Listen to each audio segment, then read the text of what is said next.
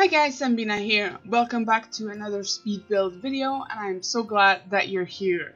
Now, this build is my first build on this channel that is 100% made by me. It is not anyone else's shell, and I'm quite nervous about this, but I'm also excited to show this to you guys.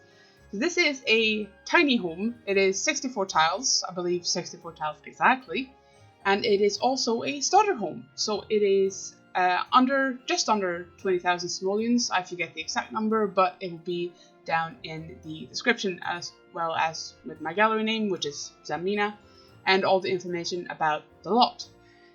So this was a challenge for several different reasons. I think it was the fact that it was a starter home, which means I am limited on money. It's a tiny home, which means I'm limited on space, and just the fact that it was the first build that I'm putting up here that is 100% by me, which made me a little nervous. But I am really happy with how it turned out. I did have an inspiration picture from Pinterest that I will put down in the bottom left corner so you can see. And as you can see from the picture, that's why I chose these lovely green windows and door. If you watched my last video, you'll recognize the color. We've gone over how I feel about that color. I know it's slightly obnoxious, but I love it. I thought they really fit the vibe of the house. I was trying to make it not so much a fairy tale cottage, but more just cozy and cutesy kind of. I didn't want it to be whimsical and super like fairy-like or anything like that, even though I do like to think of it as sort of a fairy tale cottage. But I wanted it to be a place where just any regular sim could move in. And as you can see here, I've tried to make the upstairs kind of a loft approach, but because of the glitch that we all know and hate, my sim could not get up the stairs that way. So you will see in the screenshots at the end of the video that I have changed it so that it is just a normal upstairs basically. There's no extra open space above the stairs, which is a shame because I really liked how it looked, but glitches are gonna glitch, and as you can see here also the roof is poking in. So I was having no end of issues with this, and in the end it had to get changed. But it's not that different, it's just a little bit bigger, and you'll see how it looks at the screenshots. It's not that big of a deal. And you can see here I am struggling slightly with the roof because I struggle with roofs, and I've made this kind of front of a weird shape. I basically just made it more difficult for myself. Thank you, past me. But what you will also have seen is me doing the bridge over a little pool slash stream. It's meant to look like a stream, but it is a pool. But I did that by placing a room and then placing a floor piece above it, and then deleting the room underneath, and then you can use the arrows to move the floor piece up and down, and that way you can create a floating bridge. I learned how to do this from K Emerald. She is insanely talented and she does a lot of this kind of thing, and I will link her tutorial for it in the description below, so if you want to learn how to do it and get it explained, properly and slowly, you can go and watch that, because it's a really cool thing to be able to do. And the outside of the build is pretty much starting to come together at this point, and I'm about to start landscaping quite soon. I will say this landscaping is 100% debug, which was a no-brainer for me because I was on such a budget and I had a very specific look I wanted for the landscaping. I wanted it to look like lush and overgrown, like not exactly like someone who would take care of their garden, more just like it just sits in the middle of a forest basically, and that's the look I was going for, and that was gonna cost a lot of money if I didn't do debug, and so I did.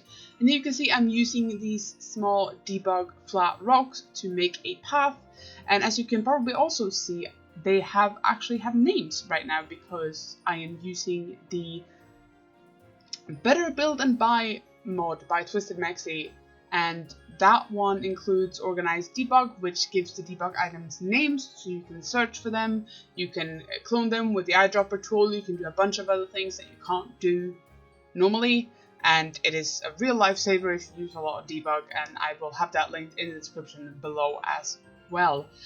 But yes, right now I'm just decorating the small stream, river, whatever. No, it's too small to be a river, just a small stream that goes into the fish pond, kind of. Full disclosure, the fish pond doesn't work. I think you have to put down a fishing sign for it to work. It could also be the case that I've put too much stuff around it. You will see when I've finished this, there's a lot of stuff going on around it. I'm not super used to using these ponds, and so I don't know if it's just because there is no sign, because it's debugged, because there's too much stuff around it. I don't know why it doesn't work. If anyone knows, let me know. If anyone knows what is needed for it to work, let me know. I think it's probably just because there's too much stuff around it. Because my sim was able to, I was able to tell her to go fish in it, but she didn't. Like, she did the standing and waving your hand over your head, and no, can't do that. So, okay. And I didn't want to start removing everything because I felt like the fish pond was more of decoration. I didn't really intend for it to be functional. So I was okay with that, but obviously if you're not, you can always move stuff around if you want to be able to use it.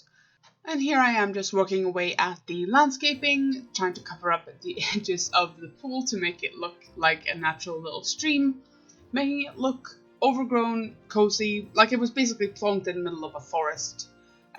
This, I realized I forgot to mention this is in Windenburg on the mid-nowhere lot, which is on the small island down to the left, bottom left of the map. And I put it here because I really liked how it looked. It fit because there's quite a lot of trees around it. There's not much else going on. It looks kind of like it's in the quote-unquote wilderness. Not really, because you can see the other houses around. But it's got a lot of trees on it. It's got the kind of look I was going for. So that's why I placed it here. And I also didn't want it to be on too big of a lot because starter home don't need too big of a lot. And I'm basically just adding all these plants, everything. This piece of grass I use pretty much everywhere. I thought it fit really well. It fit with the natural color of the ground pretty well, and just made it look like no one has mowed that lawn for decades, basically.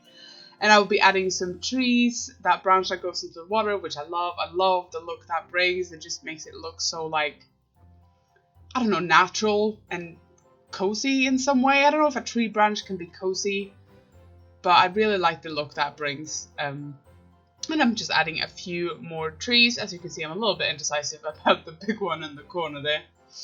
And this is some pieces of fence from the debug menu that I just add at a few places around the lot. I don't completely circle it in. I don't really like doing that for a lot of builds. For some builds it works, but for this I felt like it was better to have like a fence that looks like it's been there a while. It's not fully there yet. Maybe once upon a time it went all around the lot, but no more, because it's been there for years and years and years.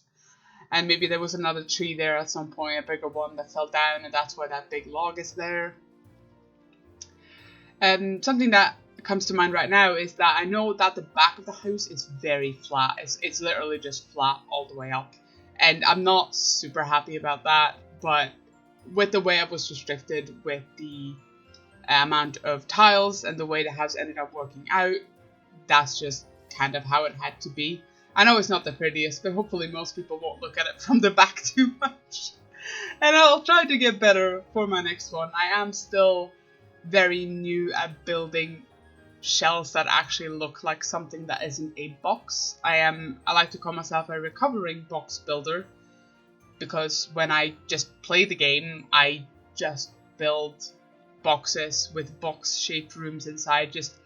It's literally just for function. When I play, I care a lot more about the actual Sims and their relationships and stuff rather than what the house looks like.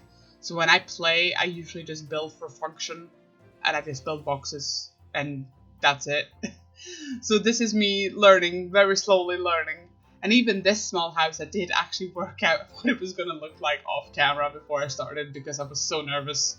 And I didn't really know how it was going to turn out. I didn't know how I was going to do, how I was going to manage to make it look nice and not like a box. But I think I managed it pretty well. And here you can see the upstairs that is going to get bigger. It's basically just that bit you see right here is just going to get pulled towards the wall. And that's it.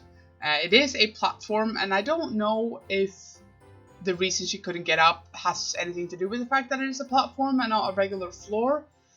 I did the platform because I found that it was easier for me to take away the floor if it was a platform. I was having some issues with it. You saw I was having some issues with it. I was having some issues off camera with it, but in the end, it didn't work out. But I think it still looks very nice.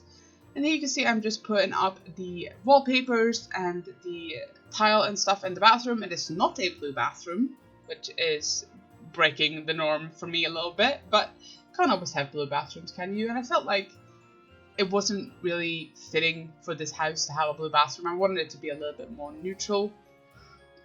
And here I am starting to work on the kitchen, just basically all the cheapest things. Not the cheapest, because the cheapest ones are like dirty and broken looking, and I didn't want that. Like, I didn't want this house to be like decrepit and like not taken care of. I mean, the garden isn't very taken care of, but the inside I want it still to be like simple and cheap, but still like nice and cozy, and whoever lives here does care about their house and wants it to look nice and welcoming, basically.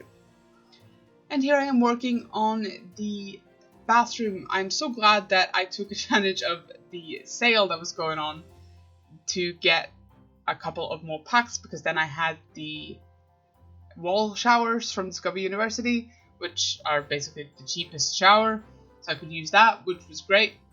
And it fit really well. I will add a half wall between the toilet and the shower later on as well. I still have a little bit of that issue of flitting from room to room. I'm getting better, but it still happens. And here I am working on the upstairs. I put the bed towards the wall because in my mind it is only one sim living here, but obviously you can have two, and there is a function that they will scoot over if you assign them the side of the bed that is towards the wall. They should. I hope it works.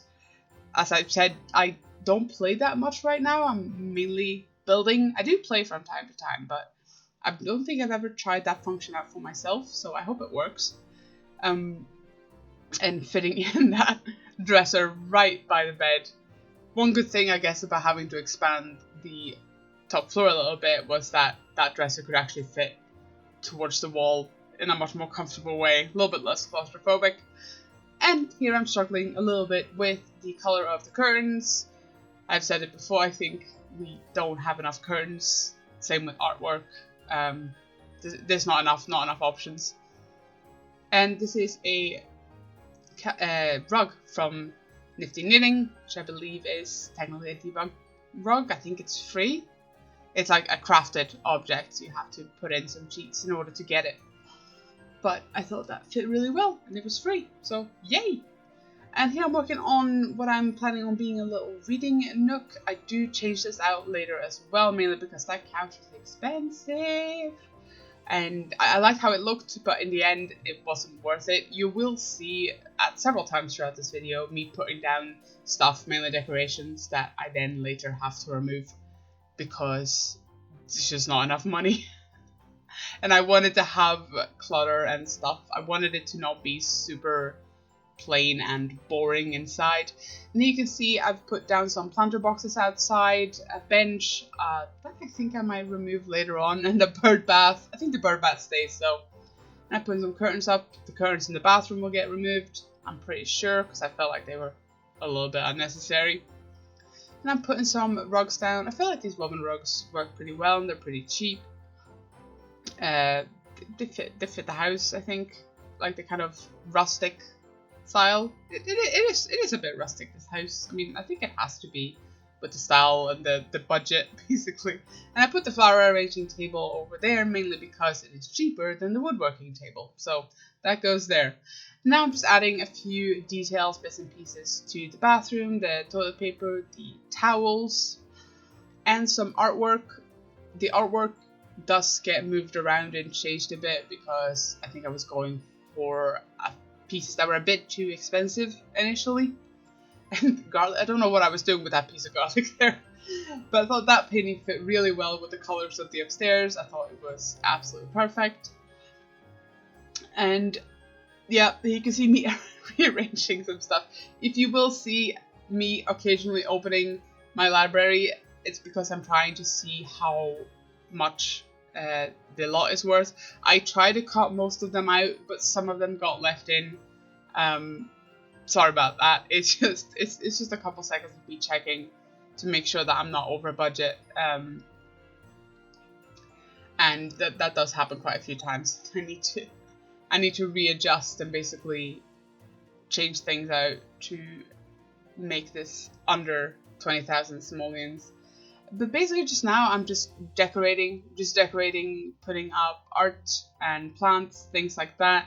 The plant I end up putting in this corner here is way too expensive. I do end up selling it because it's super pretty, but it's expensive for a plant, and I do end up getting rid of it. I definitely feel like if I wasn't so addicted to clutter, a build like this would have been a lot easier. It would be so much easier to build a starter home if I wasn't so addicted to clutter.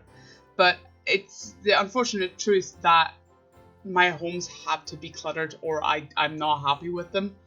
You know, that doesn't mean that I'm saying that every single Sims build has to be cluttered or it's not good. But for me, that's just how I like it, and that's just how I get happy with my builds. If there's not clutter, if it doesn't look a little bit lived in, then I'm not happy with it. And the thing is, clutter is expensive. Clutter is very expensive. Like, it adds up really, really quickly. And even if you bring in debug clutter, there's only so much you can do with that, at least in the interior. On the exterior, I think it's a lot easier to go decorate with just debug. As you can see here, I'm using these debug plants instead of the vines in order to make it more affordable. And the flower boxes that I end up putting, these are also debug. I think they're really, really good. You can see I'm struggling a little bit with placing them because they want to clip into the wall and they want to like snap to different places, but I really like decorating the exterior with debug because I feel like it's very easy. The interior, yes, you can definitely decorate with debug, but I don't think you could do it exclusively. Or maybe you could, but I don't think I could. I don't think I'm good enough at that. I do end up removing one of those windows, that 3 windows in the kitchen, which means that the flower box ends up being off-center, but don't worry, I fixed that before I uploaded it to the gallery because it was driving me insane. The fact that it was off-center, and I didn't notice until I was taking the screenshots, and I was like, huh, that's not good. But here I am cluttering up the inside a little bit and just using various bits and pieces, and I do put clutter on this table, but those books, they act like a bookcase and they still work even though there's clutter on the table, in case there was any sort of worry about that. And here I am struggling a bit. I think I'm hitting the 9 key by accident instead of Control 9, trying to raise stuff up, and that does it snaps you to a camera point. It's a bit annoying. And then I'm just putting some bits and pieces in the back. You see I've put a garden hose there as well, put some ivy on the wall, I moved the garden hose, and just some bits and pieces, mainly debug stuff, just out in the garden to make it look more lived in, more realistic. I think I put down some gardening equipment next to the flower bed, and that little wooden table that I do end up removing because I don't like how it looks. It's like it's meant to have stuff on it, but it's awkward because stuff doesn't raise up to the correct height, and I just didn't want to bother with it, and I felt like it didn't really add anything, so I did get rid of it. And you can see I've moved the table because I thought that the middle of the room looked a bit empty. I felt like there was too much empty space there, and I didn't really have a lot of money to put anything there. And then that made me think, oh well, I've made this too big then, haven't I? I've made it difficult for myself, so I made the house too big and too small at the same time. The struggles of builders.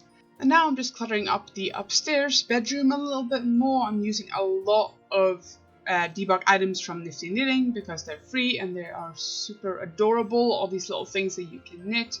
They are so cute and they work perfectly as clutter in this build, I think. Sadly, some of it has to be removed when I expand the upper floor later on, but I think most of it gets to stay, and I'm quite happy with most of it. I was just going through the menu and just trying to find stuff that was either free or very, very inexpensive, because I was kind of at the end of my money at this point. And here I am just rearranging the kitchen a little bit. I'm going to be cluttering it up a little bit, just a couple of things. Usually I would clutter up the kitchen more, but A, there's not that much counter space to clutter up, and B, no money. And we are coming up on the screenshots very, very soon. This build is fully playtested and available on the gallery. My ID for that is Zambina, and all the information is down in the description. thank you guys so much for watching. If you have any thoughts, I would love to hear them in the comments below. And I hope to see you in the next video. Bye!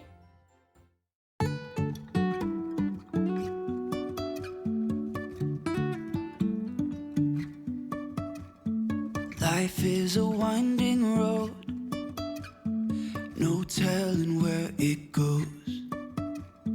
Driving through days and nights, won't stop for traffic lights. And I really wanna know if I will ever figure out where the road goes. Even if I'm falling down, I will keep on searching for my highs. You can say I lost my mind, I will keep on holding my head high. Even if the sky is falling down.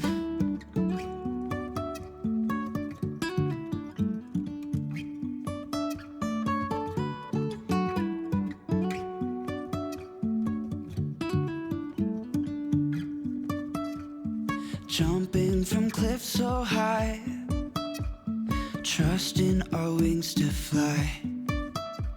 Sometimes we're crashing down, but we get up and start from the ground.